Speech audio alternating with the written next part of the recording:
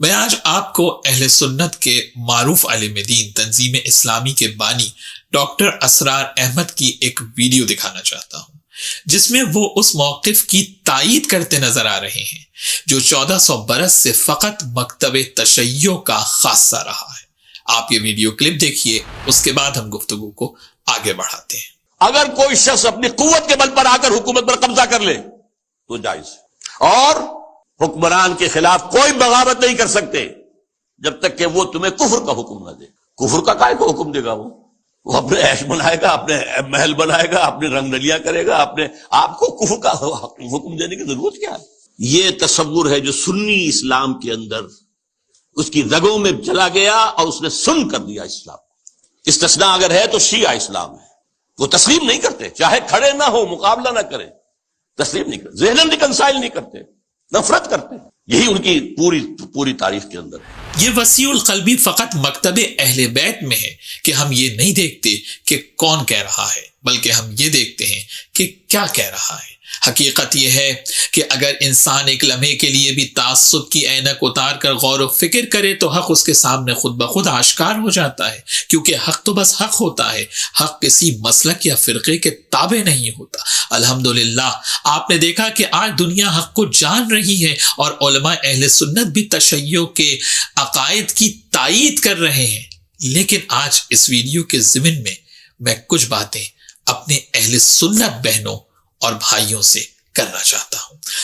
یاد رکھیں، دو نظریات اسلام میں ایسے ہیں جو بعد رسول صلی اللہ علیہ وآلہ وسلم ظالم و جابر حکمرانوں نے اپنی حکومتوں کو لیجیٹمیسی دینے اور مسلمانوں کو اپنا فکری غلام بنانے کے لیے ان کے اذہان پر مسلط کیے تھے۔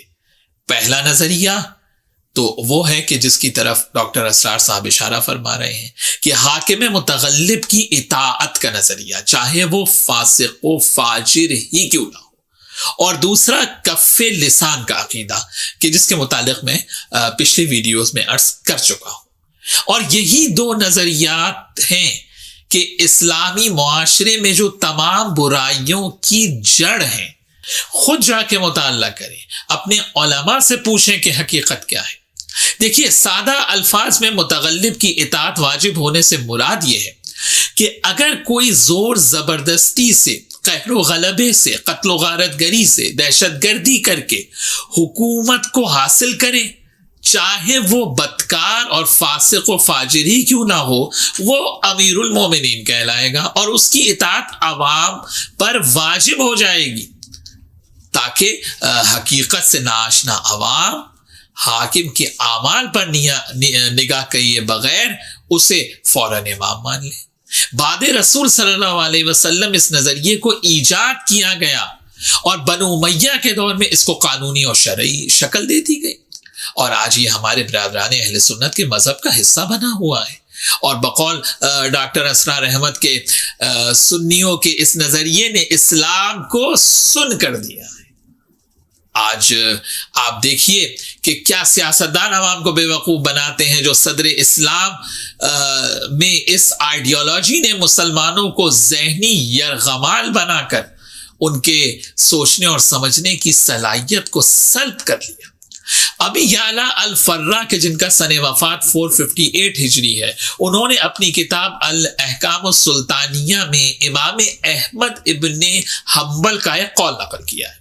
لکھتے ہیں کہ جو غلبہ حاصل کر کے حکومت پر قابض ہو جائے، مسلمانوں پر اس کی اطاعت واجب ہو جاتی ہے، چاہے وہ فاسق و فاجری کیوں نہ ہو، اور اس کے پیچھے نماز جمعہ بھی پڑھی جائے گی۔ اور انہوں نے جو اس بات کی دلیل دی ہے وہ دلیل بڑی دلچسپ ہے۔ کہتے ہیں کہ جس طرح سے عمر ابن خطاب کے بیٹے عبداللہ ابن عمر نے نہ کہ صرف یزید کی بیعت کر لی تھی، بلکہ بعد کربلا جب کچھ صحابہ اکرام نے یزید کی بیعت توڑ دی اس کا فسق و فجور دیکھ کر، تب بھی عبداللہ ابن عمر متغلب کی اطاعت کے باطل عقیدے کے تحت یزید کی بیعت پر قائم رہے۔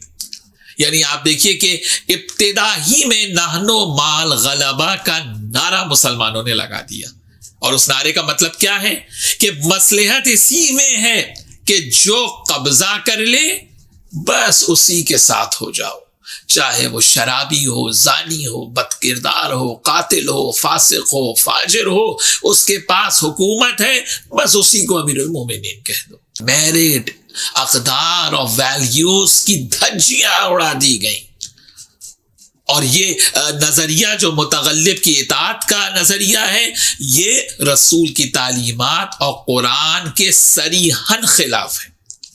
آج ہمارے ملک میں اگر ظلم اور ناانصافی ہو رہی ہے تو لوگ پریشان ہوتے ہیں، یہ اسی کرپٹ نظام کا تو تسلسل ہے۔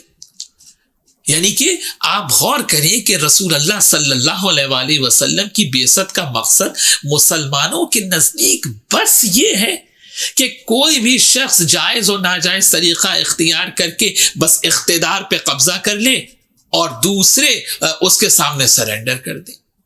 تو یہ خالی رسول اللہ صلی اللہ علیہ وسلم کی آمد کا مقصد تھا؟ تو یہ تو زمانہ جاہلیت میں بھی ہوتا تھا۔ تو دیکھیے، یہی وہ شرمناک نظریات ہیں کہ جنہوں نے اسلام کے چہرے کو دنیا کے سامنے مسخ کر دیا ہے۔ اور دوسری بات یہ کہ مسلمانوں نے ظالم حکمرانوں کی سپورٹ کو مصلحت کا نام دے دیا۔ آپ کوئی بھی فقہ اٹھا کے دیکھ لیں، اس میں موجود ہوگا کہ جو لوگوں کو گمراہ کرے، جب تک وہ گمراہی رہے گی، گناہ اس گمراہی کو شروع کرنے والے کا شمار ہوگا۔ تو اب اگر میں جملہ کہہ دوں کہ قیامت تک لعنت ہوگی ان پر جنہوں نے لوگوں کو علی علیہ السلام کے راستے سے بھٹکا دیا تھا۔ آپ دیکھیے کہ مکتب تشیع وہ واحد مسلک ہے جو ظالم و جابر کی اطاعت کو جائز نہیں سمجھتا۔ اسی بات کی طرف ڈاکٹر اسرار اشارہ کر رہے ہیں۔ یعنی 1400 برس سے تو آپ نے ساری توانائیاں بس اس بات پہ صرف کر دی کہ جو اللہ کا منتخب کردہ ہے، جو اللہ کا نمائندہ ہے، اس کو آپ نہیں مانیں گے۔ اور آپ دیکھ لیجئے ملت آج اس کا نتیجہ بھگت رہی ہے، جبکہ اللہ قرآن میں یہ کہہ رہا ہے کہ جانشین میں بناتا ہوں، خلیفہ میں بناتا ہوں، کسی اور کو میرا خلیفہ بنانے کا جو ہے وہ حق حاصل نہیں ہے۔ میں یہاں پر انتہائی مخلصانہ گزارش برادران اہل سنت سے کرنا چاہتا ہوں کہ چھوڑ دیں شیعہ اور سنی کی بحث کو۔ رسول اللہ صلی اللہ علیہ وسلم نے اس دنیا سے جاتے وقت امت کو جو آخری وصیت کی تھی، جس کو شیعہ سنی سب نے تواتر قطعی سے لکھا ہے اور نقل کیا ہے، جو حدیث ثقلین ہے، اس کو تو مانیں کہ پیغمبر نے کہا انی تارکم فیکم الثقلین کتاب اللہ و اطرتی اہل بیتی ما ان تمسکتم بہما لن تضلوا بعدی ابدا، کہ میں تمہارے درمیان قرآن اور اہل بیت چھوڑ کے جا رہا ہوں، جو ان دو سے متمسک رہے گا فقط وہ گمراہی سے بچے گا۔ یعنی قرآن اور اہل بیت، ان دو کو تھامنا فقط گمراہی سے بچنے کی ضمانت ہے۔ تو شیعہ اور سنی سے بالاتر ہو کر قرآن اور اہل بیت کی آواز پر تو لبیک کہیں، یہی دنیا میں کامیابی اور فلاح کی ضمانت ہے۔ لیکن آج حقیقت کیا ہے کہ سوائے اہل بیت کے سب سے مسلمان دین لینے کو تیار ہے، اور یہی مسلمانوں کی تباہی کا اصل سبب ہے۔ میں ملک کے وزیر اعظم سے کہتا ہوں کہ اگر واقعی ریاست مدینہ چاہیے تو کھولے نہج البلاغہ، امیر المومنین مولا علی علیہ السلام کے خطبات، مکتوبات، اقوال کو پڑھیں کہ کس طرح سے ایک فلاحی ریاست کا پورا ایک مکمل اور کامل نظام حضرت علی علیہ السلام نے اپنے خطبات، مکتوبات اور اقوال میں بیان کیا ہے۔ مگر مسلمان تو اہل بیت سے کچھ سیکھنے کو آج بھی تیار نہیں ہے۔ جبھی تو دیکھ لیجئے ہم عالمی مالیاتی ادارے کے غلام بن کے رہ گئے۔ کاش بعد رسول مسلمانوں نے اہل بیت کا دامن تھام لیا ہوتا۔ حضرت فاطمہ زہرا سلام اللہ علیہا نے اپنے خطبے میں کیا کہا تھا کہ اگر تم نے علی علیہ السلام کی ولایت کو مانا ہوتا تو مولا علی علیہ السلام کیا کرتے؟ ہر بھوکے کا پیٹ بھرتے اور ہر حقدار کو اس کا حق دیتے۔ بس میری اتنی گزارش ہے کہ اس فکری غلامی سے باہر نکل کر سوچیں تو آپ کو معلوم ہوگا معذرت کے ساتھ کہ جو آپ کے ملاؤں نے آپ کو سکھایا ہے وہ جھوٹ کا پلندہ ہے۔ بس آپ کو ایک نصاب بنا کے دے دیا گیا اور کہا گیا کہ بس اتنا سوچو، اگر اس سے آگے سوچو گے تو گمراہ ہو جاؤ گے۔ یہ جو آپ کو ڈرایا دھمکایا جاتا ہے کہ اگر اہل بیت کی بات کرو گے تو شیعت کا لیبل تمہارے اوپر لگ جائے گا۔ بھائی اگر آپ کو شیعوں سے عداوت ہے، اگر آپ کو ہم سے عداوت ہے، تو آپ کی یہ عداوت آپ کو اہل بیت سے دین لینے میں رکاوٹ کیوں بن جاتی ہے؟ تو خدا را سوچیں، پڑھنے لکھنے کا دور ہے، دنیا بہت آگے بڑھ گئی ہے، خود چیزوں کا مطالعہ کریں اور اس فکری غلامی کی زنجیروں کو توڑ دیں تاکہ حق کو پہچان سکیں اور اپنے ذہن سے خود سوچ کر اپنی راہ کو معین کریں۔ اشہد ان امیر المؤمنین علی